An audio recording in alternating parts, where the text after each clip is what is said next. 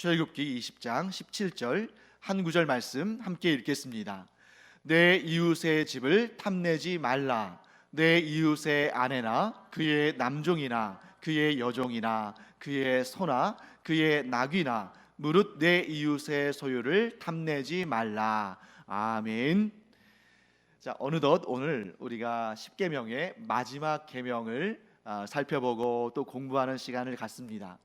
이 십계명을 시작할 때 서론을 2시간에 걸쳐서 했기 때문에 오늘까지 총 12시간, 즉 12주에 걸쳐서 십계명의 내용들을 우리가 자세히 살펴보았습니다.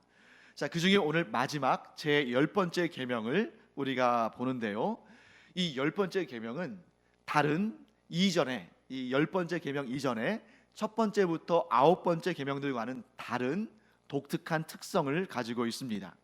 그것은 뭐냐면 오직 이 10번째 계명만이 사람의 내면의 상태를 다루고 있다는 것입니다. 자, 예를 들면 물론 이제 이 앞에 있는 첫 번째 계명부터 9번째 계명까지 모든 계명들도 사람의 내면과 관련되어 있죠. 사람의 내면과 관련되어 있는 것이 없이 사람의 행위로만 하나님께서 판단하시고 책망하시고 또 징계하시는 그런 일은 없습니다. 그렇기 때문에 앞에 있는 제1계명부터 제9계명까지도 사람의 내면과 관련되어 있습니다만, 그런데 그 내면의 상태가 외면의 행동으로 연결되는 것에 대해서 하나님께서 지적하시고 가르쳐 주십니다. 예를 들면 첫 번째 계명은 하나님 외에 다른 신을 두지 말라는 계명이죠.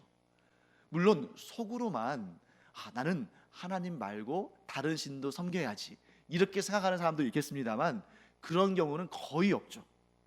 대부분 하나님 외에 다른 신을 섬기는 마음을 가지면 어떻습니까? 다른 신을 섬기는 행위로 이어지죠. 예를 들면 우상 앞에 절한다든지 우상을 만든다든지 이런 행위로 이어집니다. 또한 우리가 지난 시간에 살펴본 제9계명, 즉 9번째 계명, 이웃에 대해서 거짓 증거하지 말라는 계명 역시 마음으로만 거짓말하는 게 아니죠.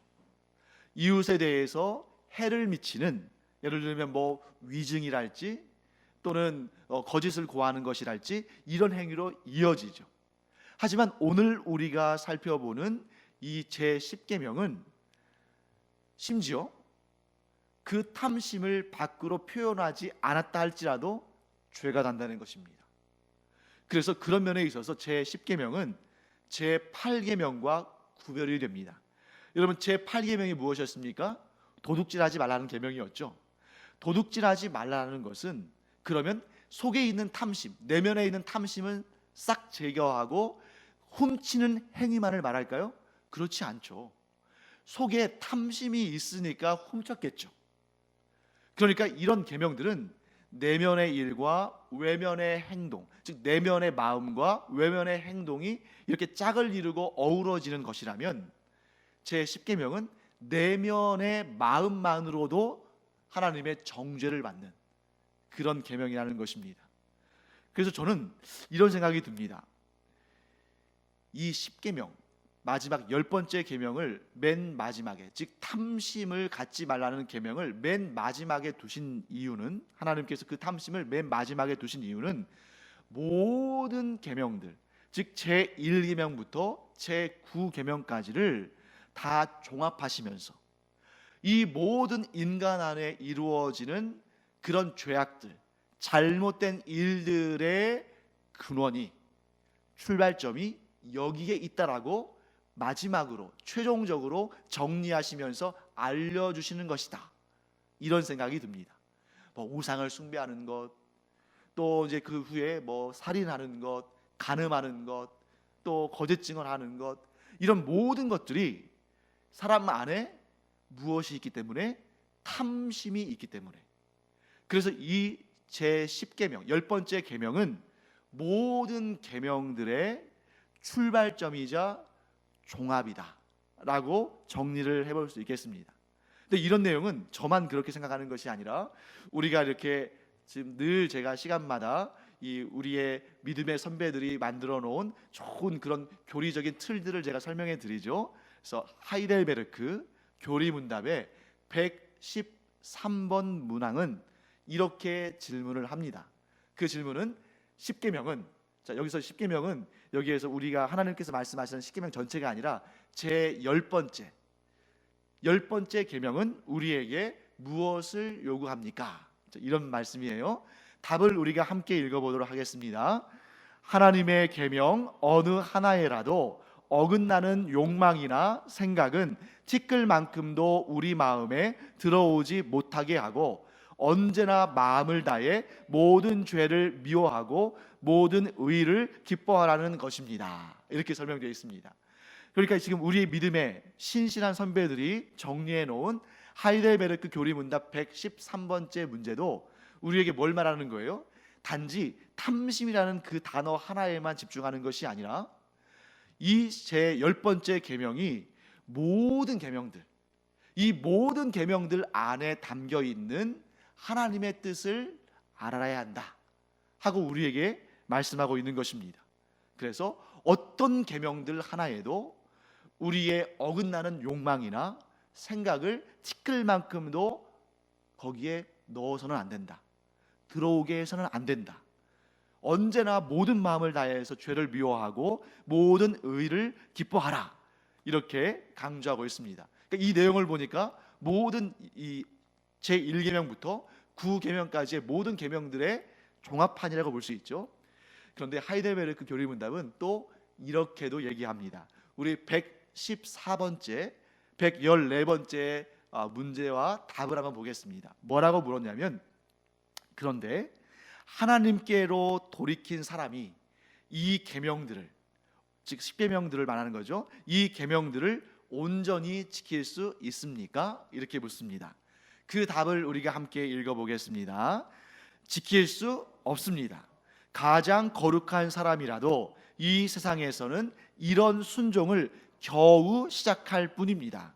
그렇다고 해도 굳은 다짐으로 몇 가지 계명만 아니라 하나님의 모든 계명에 따라 살기 시작합니다 라고 정리하고 있습니다. 자, 간단하게 요약하자면 이런 내용이죠. 여러분, 하나님께서 우리에게 10계명을 주셨는데 우리 중에 단 한 사람도 그 10계명에 대해서 10가지 계명에 대해서 완벽하게 또 완전하게 지킬 수 있는 사람이 있습니까? 없습니까? 없다는 거예요. 그러면 왜 10계명을 주셨는가?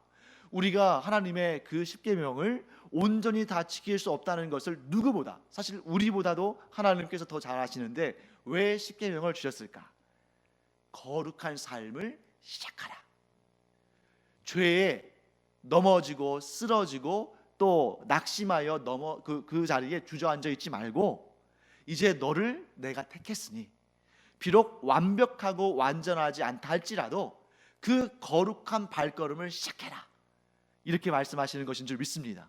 근데 우리는 그것을 항상 하나님을 너무 사랑하기 때문에, 하나님을 너무 존귀히 여기기 때문에, 하나님의 명령을 너무 중요하게 여기기 때문에 하나님께서 말씀하신 것이라면 다 완전하게 완벽하게 지켜야 할 것으로 생각하다 보니까 이렇게 계명을 받아들이긴 했는데 그 계명들을 온전히 지키지 못할 때 실망도 하고 낙심도 하고 내가 왜 이 모양일까? 왜 이렇게 하나님께서 나를 불러주셨는데 이걸 감당할 수 없게 하셨을까? 이렇게 좀 자기 자신에 대해서 또 이렇게 좀 죄책감도 가지고 하나님에 대해서 어떨 때는 좀 원망하는 마음도 가지고 이렇습니다만 10계명을 주신 하나님의 뜻은 우리로 하여금 더욱 우리가 얼마나 죄성이 강한 자인지, 우리 안에 있는 죄성이 얼마나 두려운 것인지를 더욱 확실히 깨닫고, 그러므로 말미암아 내 힘과 내 능력으로 살아가는 인생이 아니라 나를 위해 이 땅에 오신 예수 그리스도를 더욱 의지하고 주님께서 보내주신 성령을 더욱 의지해서 하나님께서 기뻐하시는 삶을 시작하라. 그것을 시작하면 그 아름다운 열매는 하나님께서 이루시리라 하는 그러한 말씀으로 우리에게 10계명을 주신 줄 믿습니다. 다시 이제 10계명의 제 10번째 계명, 내 이웃의 집에 대해서 탐내는 마음을 갖지 말라라는 이 계명을 우리가 좀 본격적으로 살펴보도록 하겠습니다. 자, 여러분, 하나님께서 이 10계명, 제 10번째 계명을 통해서 우리에게 알려주기를 원하시는 것은 죄인된 우리의 진정한 모습을 알아라 하시는 것입니다. 여러분, 우리가 행실로 죄를 짓기 전에 이미 우리의 마음속에 죄를 짓고 있다라는 것을 알려주시는 거예요. 그래서 제가 이 10계명에 대해서 10번째 계명에 대해서 묵상을 하면서 가장 마음속에 떠올랐던 사람은 누구냐면, 물론 저 자신입니다만, 성경에 보면 바리새인들이 있습니다. 여러분 아시죠? 바리새인들, 다른 말로 하면 율법주의자들로 좀 확장해서 볼 수도 있겠죠. 그래서 이 율법주의자들, 그 중에서도 자기들이 가장 율법에 대해서 박식하고 율법을 잘 지켜 행한다고 생각했던 바리새인들은, 그들은 예수님 앞에서 이렇게 고개를 뻣뻣이 들고 얘기했습니다. 뭐라고 했냐면, 나는 율법을 어려서부터 잘 지켜왔다. 그러니까 나는 10계명을 어려서부터 잘 지켜왔다. 율법주의자들은 자기의 의를 내세우면서 어려서부터 율법을 다 외울 뿐만 아니라 그 율법을 잘 지켰습니다 라고 말했다는 것입니다. 그때에 그들을 향한 하나님의 최후 진술, 여러분, 하나님의 최후 진술이 바로 이 10번째 계명이에요. 사실 그 바리새인들이 정말 열심히, 정말 금욕적으로, 정말 최선을 다해서 하나님의 율법을 지키기는 했겠죠. 그런데 어디 와서 딱 부딪히는 것입니까? 이 10번째 계명. 그 계명이 뭐예요? 탐심입니다. 사람들은 속일 수 있죠. 바리새인들과 율법주의자들이 사람들은 충분히 속일 수 있습니다. 어디까지는요? 제 1계명부터 제 9계명을 잘 지켜 행함으로 말미암아. 그런데 하나님만은 속일 수 없습니다. 왜요? 사람은 외모를 보지만 하나님은 무엇을 보십니까? 중심을 보십니다. 사람은 외모를 보기 때문에 그 사람의 중심에 탐심이 있는지 없는지 알 수 없습니다. 또 이 바리새인들이나 율법주의자들은 그것을 아주 교묘하게 경건이라는 그러한 외부의 이런 망을 통해서, 울타리를 통해서 자기를 얼마든지 숨길 수 있었을 것입니다. 하지만 중심을 보시는 하나님은 그들이 속일 수가 없었죠. 왜? 하나님은 그들 안에 있는 무엇을 보신 것입니까? 탐심을 보신 것입니다. 그래서 신약 성경에 아주 이 부분을 잘 설명하는 내용이 있는데, 우리 마가복음 10장 17절부터 22절까지 말씀을 저와 함께 보도록 하겠습니다.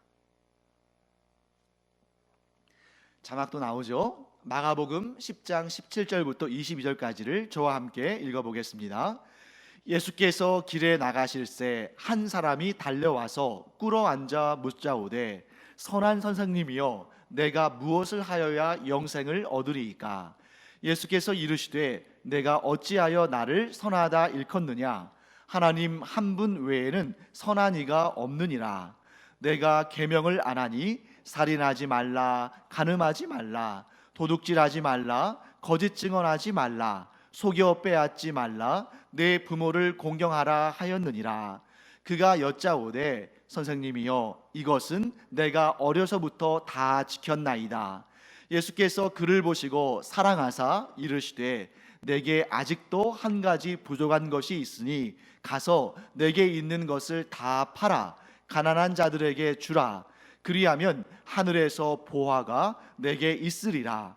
그리고 와서 나를 따르라 하시니, 그 사람은 재물이 많은 고로 이 말씀으로 인하여 슬픈 기색을 띠고 근심하며 가니라. 아멘. 우리가 잘 알고 있는 말씀이죠. 이 부자는 예수님을 찾아와서 이렇게 묻습니다. 무엇을 해야 영생을 얻으리이까?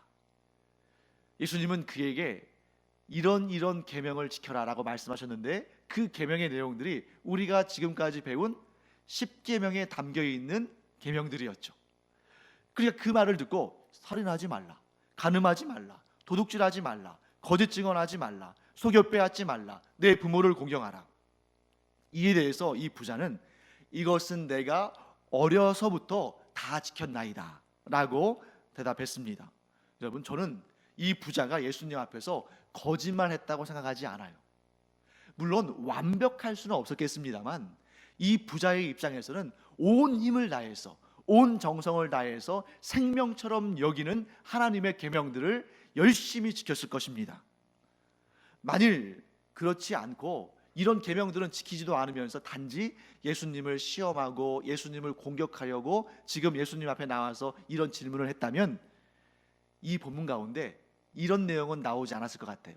여기에 보시면 21절 말씀에 예수님이 뭐라고 하셨냐면, 예수께서 그를 보시고 사랑하사 이르시되, 이렇게 되어 있잖아요. 예수님께서 이 부자를 사랑하셨다는 거예요. 왜 사랑하셨을까요? 거짓말이 아니라 진실로 이 부자는 하나님을 사랑하는 마음으로, 하나님을 경외하는 마음으로 이 계명들을 진솔하게 지켜 행했던 것입니다. 만일 겉과 속이 다른 예수님 앞에 정말 정직하지 못한 바리새인들이 나와서 이런 말 했다면 예수님은 막 이 독사의 자식들아, 회칠한 무덤아 하고 예수님이 책망하셨을 것 같은데, 이 부자에 대해서는 예수님께서 사랑하셨어요. 그가 어떻게 살아왔는지를 예수님은 아시기 때문입니다. 그런데 예수님께서 이 부자에게 뭐라고 하시냐면, 너에게 한 가지 부족한 것이 있다. 그러니까 예수님께서 안타까우신 것입니다.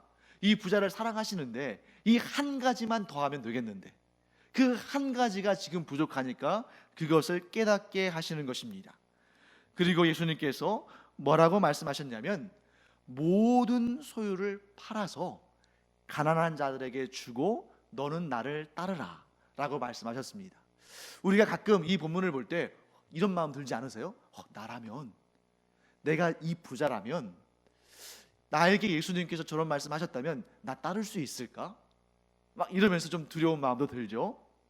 저는 예수님의 이 말씀을 이렇게 읽고 또 생각해 보면서 머릿속으로 어떤 생각이 지나갔냐면, 얼마 안 돼서 그랬던 것 같아요.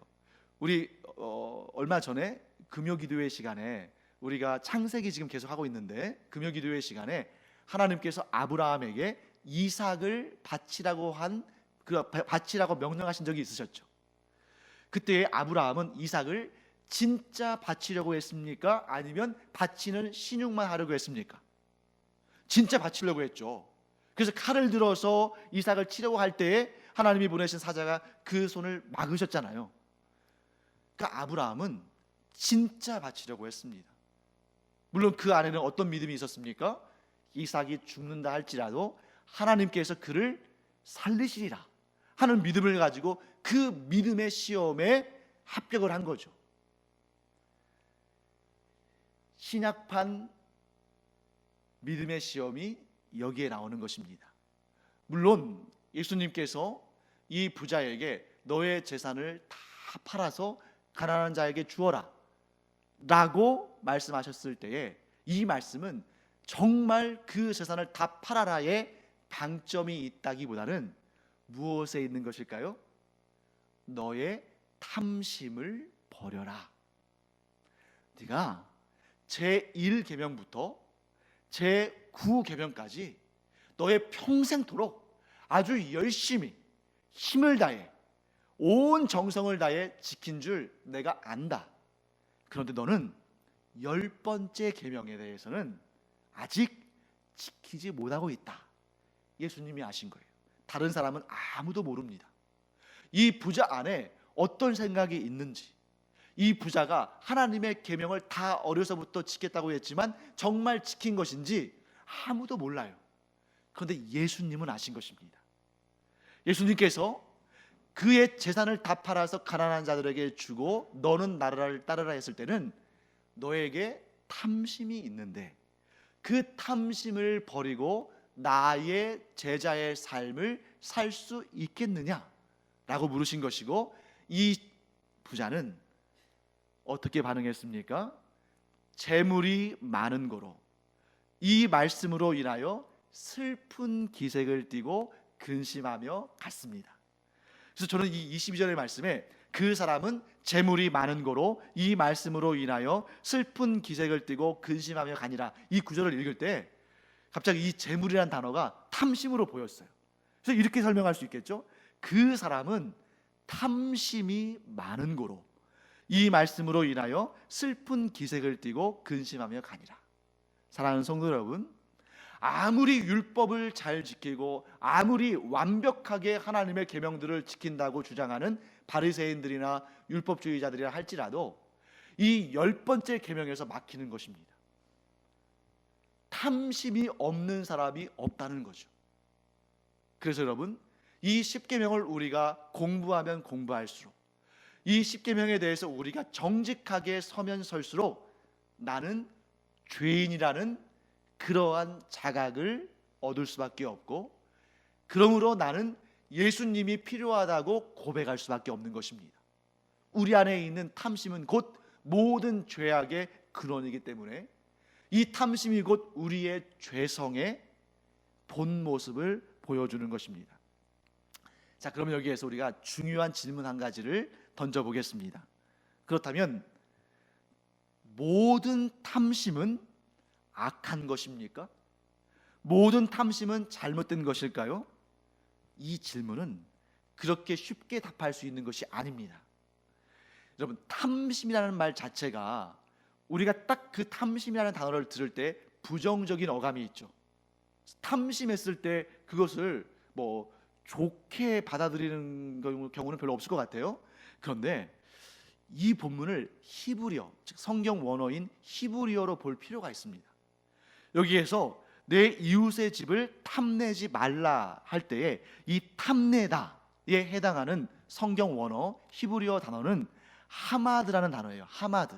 그렇게 어려운 단어는 아니죠. 하마드. 그런데 이 단어는 여러 가지 뜻이 있어요.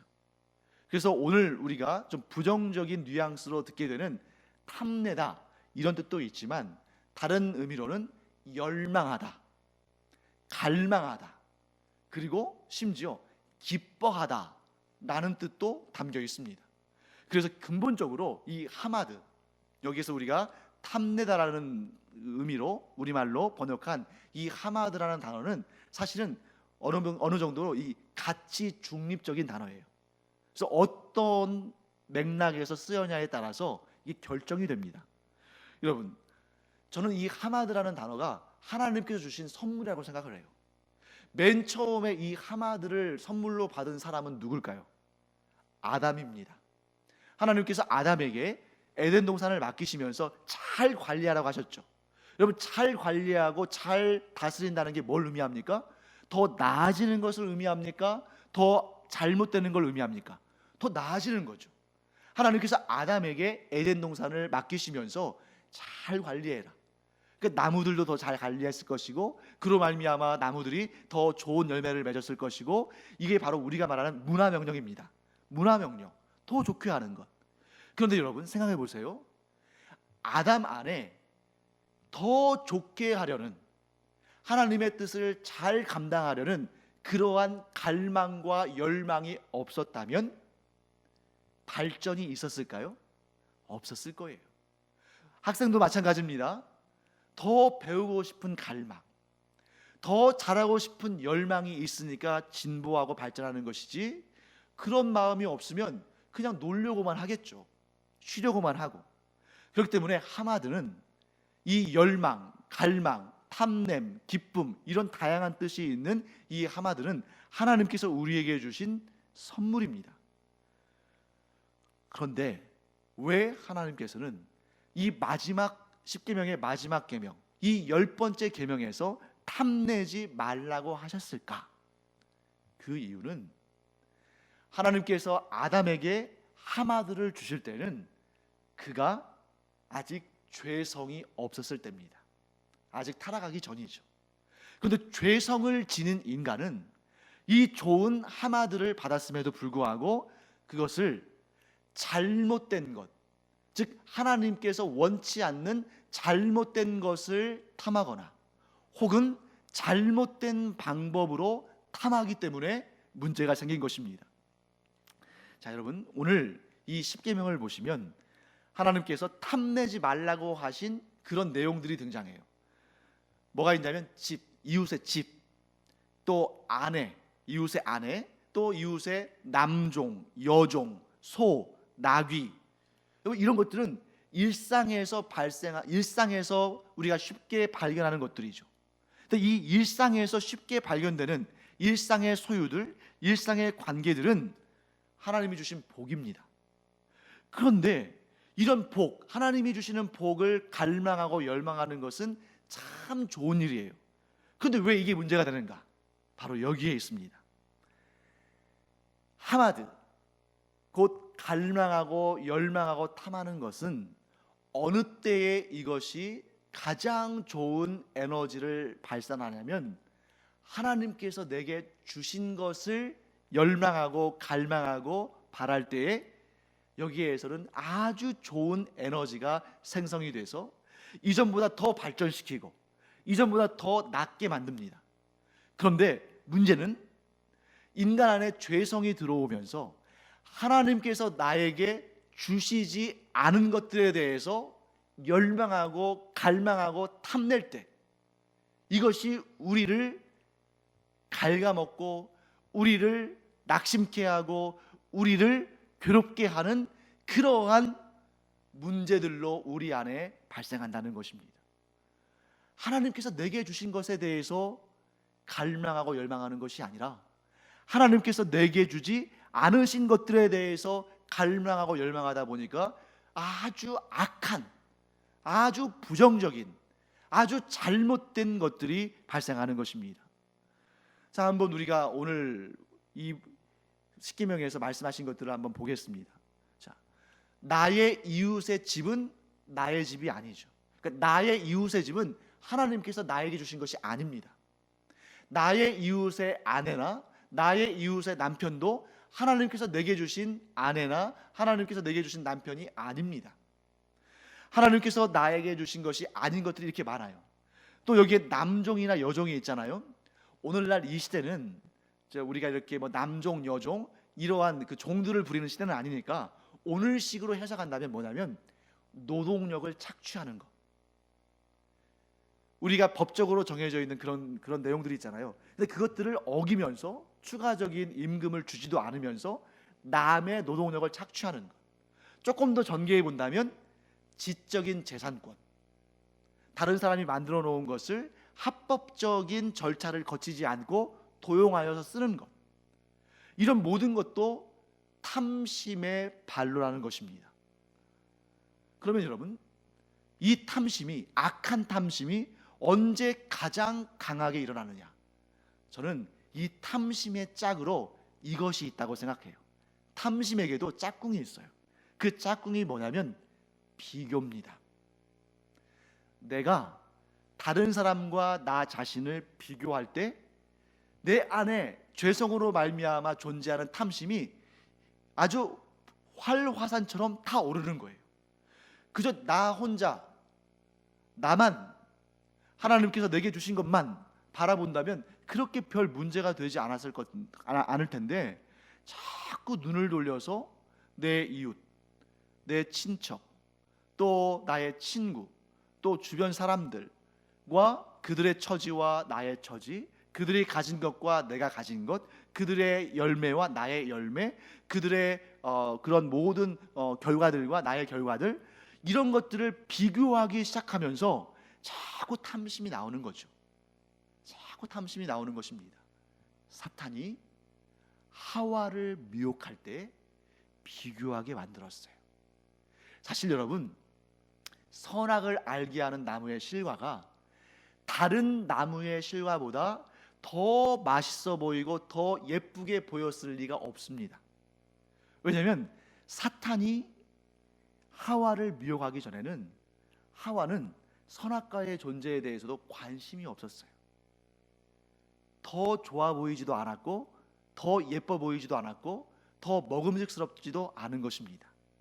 그런데 사탄이 하와를 미혹하면서 비교하게 만들고, 그리고 그것이 더 좋아 보이는 것인 것처럼, 그것도 더 좋은 것인 것처럼 이렇게 미혹했을 때 거기에 걸려 넘어간 것입니다. 여러분, 결코 나 자신이 가진 것이 다른 사람이 가진 것보다 못한 것이 아닙니다. 왜냐하면 나를 나보다 더 잘 아시는 하나님께서 나에게 가장 좋은 것을, 나에게 꼭 맞는 것을 주신 거예요. 그런데 그런 관점이 아니라 세상의 관점에서 자꾸 비교하기 시작하면, 사탄의 미혹을 받아서 자꾸 다른 이들의 것과 비교하기 시작하면 그것이 더 좋아 보이는 것이 우리 인지상정이라는 것이죠. 그러다 보면 자꾸 내 안에 있는 비교와 탐심이 짝을 이루면서, 이런 시너지 효과는 나타나지 않는 게 좋은데 그런 부정한, 좋지 않은 시너지 효과가 나타나면서 우리를 자꾸 죄악된 길로 인도하는데, 그 결과가 무엇입니까? 만족과 기쁨이 사라진, 감사와 행복이 사라지는 그런 삶을 살게 된다는 것입니다. 그런데 사랑하는 성도 여러분, 그러면 이런 탐심을 어떻게 극복할 수 있는가? 사실 여러분, 우리는 이미 답을 가지고 있습니다. 단지 잘 적용하지 못할 뿐이죠. 우리가 너무 잘 알고 있는 이 말씀, 아마 여러분 이 말씀을 보자마자 너무나 익숙한 말씀이라는 것을 알게 될 것입니다. 우리 이제 빌립보서 4장 11절과 12절 말씀을 함께 읽어보도록 하겠습니다.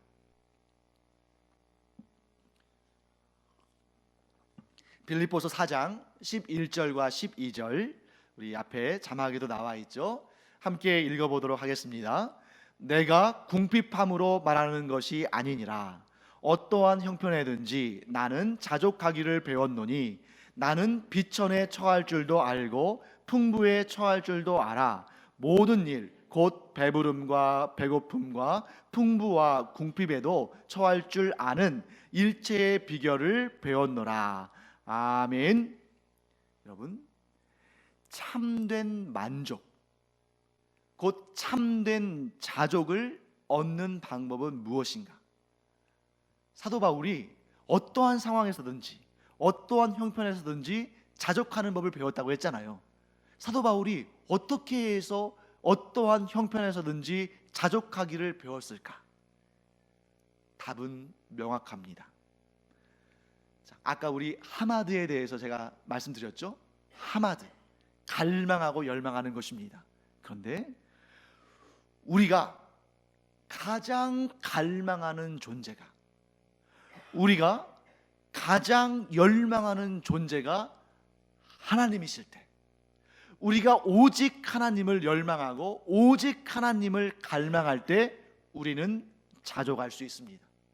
그와 같은 자족이 있을 때 우리는 탐심을 극복할 수 있습니다. 반면에 우리가 가장 갈망하는 존재가, 우리가 가장 열망하는 존재가 하나님이 아니라 다른 것일 때 우리는 어떠한 경우에도 자족할 수 없습니다. 어떠한 경우에도 탐심이 우리를 괴롭히는 것을 막아낼 수 없습니다. 너무 답은 단순하죠. 우리가 가장 열망하는 존재가 누구인가? 우리가 가장 갈망하는 존재가 무엇인가? 이것에 따라서 우리가 탐심에 끌려가는 인생일까? 아니면 자족하는 인생일까가 결정된다는 것입니다. 오늘날 우리에게 왜 만족함이 없을까요? 오늘날 우리에게 왜 범사에 감사함이 없을까요? 다른 데서 답을 찾으면 안 됩니다. 답은 명확합니다. 하나님이 우리가 가장 갈망하는 존재가 아닐 때, 하나님이 우리가 갈망하는 다른 존재들과 비교의 대상이 될 때, 여러분, 우리는 결코 해서는 안 되는 일들을 하는 경우들이 있다는 거죠. 하나님과 다른 그 무엇도 우리는 비교해서는 안 됩니다. 이것은 차원이 다른 거예요. 그런데 때때로 우리가 하나님과 다른 것들을 비교의 대상에 올려놓고 저울질할 때, 거기에서 모든 비극은, 모든 죄악은 시작되는 것입니다. 그래서 우리는 정직하게 스스로에게 이렇게 질문해 봐야 됩니다. 내가 과연 하나님을 가장 갈망하는 사람인가? 내가 과연 하나님을 가장 열망하는 사람인가? 이 질문은 자기 자신 외에는 그 누구도 할 수 없는 질문이에요. 그래서 솔로몬 왕은 이 사실을 깨닫고 이렇게 말합니다. 그가 한 말, 전도서에서 가장 유명한 말이죠. 헛되고 헛되며 헛되고 헛되니 모든 것이 헛되도다. 여러분, 이런 말을 딱 들으면 솔로몬이 염세주의자인가? 솔로몬이 비관주의자인가? 왜 인생을 저렇게 삐딱하게 보지? 이렇게 생각하시면 안 됩니다. 솔로몬이 모든 것이 헛되고 헛되며 헛되고 헛되니 라고 말한 이유는 하나님 외에 그 무엇도 우리에게 참된 만족을 줄 수 없다는 사실을 알았기 때문이에요. 하나님 외에 다른 것을 열망했을 때, 하나님 외에 다른 것을 갈망했을 때 그 어느 것도 참된 만족을 주지 못하고 마치 백일을 아름다운 빛을 낼 수 없는 꽃들처럼, 어떤 꽃도 백일을 아름답게 향기를 낼 수 없는 것처럼 다 시들고 다 처량해지고 다 사라져버린다는 것을, 그 지혜를 솔로몬이 깨달은 다음에 헛되고 헛되며 헛되고 헛되니 모든 것이 헛되다, 이렇게 고백한 것입니다. 그래서 그는 또 이렇게 말합니다. 전도서 1장 14절에서 내가 해 아래에서 행하는 모든 일을 보았노라. 보라, 모두 다 헛되어 바람을 잡으려는 것이로다. 여러분, 왜 인류 역사상 솔로몬이 가장 지혜로운 사람입니까? 이 비밀을 알았기 때문입니다. 사랑하는 성도 여러분, 우리 안에 탐심을 버리는 유일한 방법, 내가 탐심을 아무리 극복하고 아무리 버리고 아무리 이겨내려고 해도 나는 죄성의 근본이요 출발점인 탐심을 이겨낼 수 없습니다. 그걸 고백해야 됩니다. 그러면 어떻게 해야 되느냐? 내가 할 수 있는 것은 나는 하나님을 가장 갈망하는 사람이 되리라. 나는 하나님만을 가장 열망하는 사람이 되리라. 이 마음을 계속적으로 우리 안에 품고 우리의 모든 힘과 열심과 정성을 다해서 하나님만을 섬기고 다른 그 무엇도 하나님과 비교하지 않을 때, 다른 그 무엇도 다른 그 누구도 하나님의 자리에 올려놓지 않을 때에 비로소 탐심이 아니라 참된 만족과 자족을 누리며 사는 사람이 되는 것입니다. 여러분, 사탄은 이 순간도 우리의 가장 약한 지점을 공격합니다. 우리의 가장 약한 지점이 어디에 있습니까? 우리의 행위에 있나요? 아니에요. 행위는 얼마든지 우리가 교정할 수 있습니다. 우리의 가장 약한 포인트는 우리의 중심에 있습니다. 우리 중심 안에 있는 무엇이에요? 탐심입니다. 그래서 예수님께서 우리가 당한 것과 똑같은 시험을 당하셔서 우리에게 승리하는 길을 보여주셨는데, 예수님께서 우리가 사탄의 시험을 받는 존재라는 것을 아시고 스스로 사탄의 시험을 받기 위해서, 마귀의 시험을 받기 위해서 광야로 나가셨습니다. 그래서 마귀가 예수님을 3번에 걸쳐서 시험을 했는데 그 중에 3번째 시험이 무엇이었습니까? 예수님을 지극히 높은 산으로 데리고 가서 거기에서 천하 만국과 그 영광을 보여주면서 뭐라고 말하냐면, 만일 내게 엎드려 경배하면 이 모든 것을 너에게 주겠다, 이렇게 예수님을 시험했습니다. 하나님 대신에 나에게 절하면, 하나님 대신에 자신을 섬기면 세상의 모든 영화와 영광을 주겠다고 시험한 것입니다. 사랑하는 성도 여러분, 오늘날 우리도 그 동일한 시험을 받고 있습니다. 마귀는 오늘날 우리에게도 그 동일한 시험을 던져주고 있어요. 하나님을 섬기는 대신에 나를 섬기면, 하나님께 경배하고 절하는 대신에 나에게 경배하고 절하면 이 모든 영광을 너에게 주겠다 라고 우리를 시험합니다. 그리고 자기가 하나님의 자리에 앉고자 합니다. 여러분, 예수님께서는 그 사탄의, 그 마귀의 시험에 승리하셨습니까? 패배하셨습니까? 승리하셨죠. 그러니까 예수님의 본을 받아 우리가 사탄을 대적할 수 있는 것입니다. 예수님께서 뭐라고 말씀하셨는지 우리 마태복음 4장 10절과 11절을 이제 마지막으로 보고 이 말씀을 마무리하겠습니다. 마태복음 4장 10절과 11절을 저와 함께 읽어보겠습니다.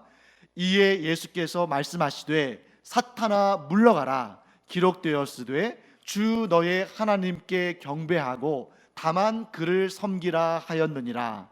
이에 마귀는 예수를 떠나고 천사들이 나와서 수종드니라. 사랑하는 성도 여러분, 예수님께서 우리에게 친히 사탄의 시험에 마귀의 유혹에 승리하는 법을 가르쳐 주셨습니다. 답을 보여주신 거예요. 그것은 무엇입니까? 오직 하나님만을 경배하고 오직 하나님만을 섬기는 것입니다.